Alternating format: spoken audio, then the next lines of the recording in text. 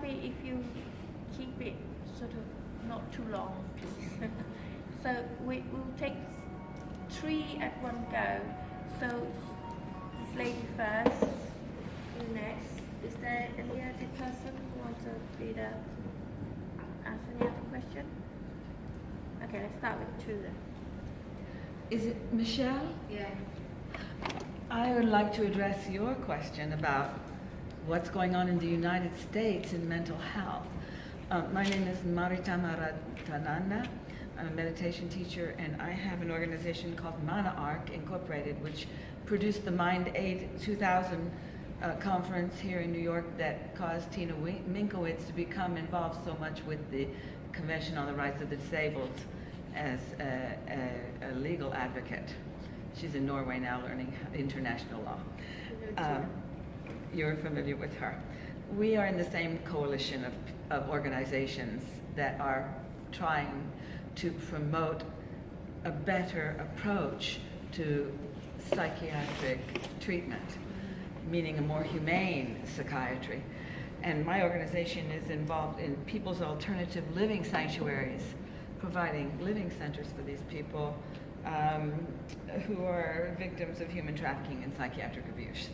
And there are my cards if anyone wants one. What I want to tell you is the most recent development, which I think is the most important thing for everyone here to be aware of. Many people don't know because it's not on the media. I did television on this for 4.5 years here on Manhattan Neighborhood Network. I produced Unearthing the Truth About Psychiatry on MNN. And we, all of us, Tina and many other advocates for the mentally ill, so-called mentally ill, did this TV show together. I just hosted it and brought them on to give them a venue. We learned recently that the National Institute of Mental Health here in the United States has recently put out a statement, that's in the last 2 years, rejecting the Diagnostic Statistics Manual of the American Psychiatric Association as entirely unscientific. Their statement included the fact that there is no pathology associated with any of the diagnoses in the Diagnostic Statistics Manual. It's not a disease, folks. It's a condition.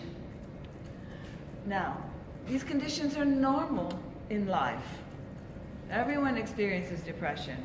Everyone experiences a little mania when they get excited about something. And some people go back and forth more than others.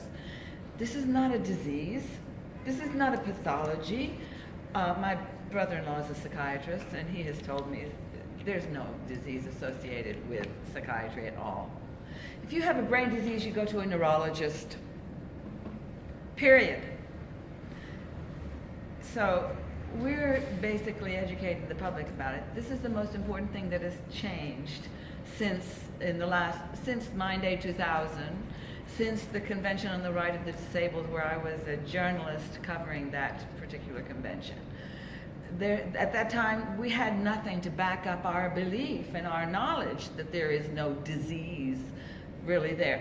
There is no genetic connection. They haven't found it. They've been trying to find a genetic way to blame us for our genes for all of the diseases they call the diseases anyway, the conditions in the Diagnostic Statistics Manual. They have found nothing.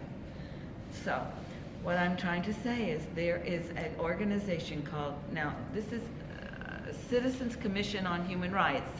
It's international. It happens to be associated with Scientology, the Church of Scientology. I'm not a Scientologist and I'm against some of their practices, many of their practices. But the Citizens Commission on Human Rights happens to be the most effective educator on the truth about the fact that there is no disease associated with psychiatry. And they have done a wonderful historical CD or DVD on the history of psychiatry that's really wonderful. Psychiatry Industry of Death. Now, I have my own organization. I have a master's degree since I got out of the hospital when I was 21, where I was given Thorazine, Stelazine, Cogentin. I was dumbed down with a frontal lobotomy chemical, Thorazine. They tried to kill me with that.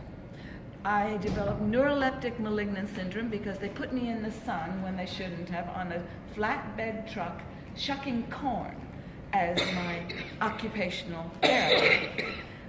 Because I tried to shampoo my head one time when they said that they would do it the next day and my head was dirty and itching and I wanted to shampoo my head, they made me shampoo heads in the salon, the beauty salon in the hospital for the 3 months that I was there.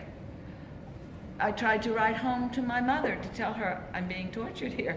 They threatened me with electric shock because I didn't want to take Thorazine because I developed extrapyramidal symptoms of Parkinson's disease. I'm so fortunate that I have very minimal side effects from that. I still have neurological issues, which is why I carry a cane. But I am sane. I am a perfectly intelligent human being with a master's degree at a 3.7 average. After having that horrible experience, you can recover. You can come back. You can get off the drugs if you find a psychiatrist willing to get you off, which I did. Took a year. And become even smarter and better than you were before. Don't let anyone convince you that because you've had an incident of incarceration in a mental institution, that you're defective and that you cannot become more, ever. You can become great.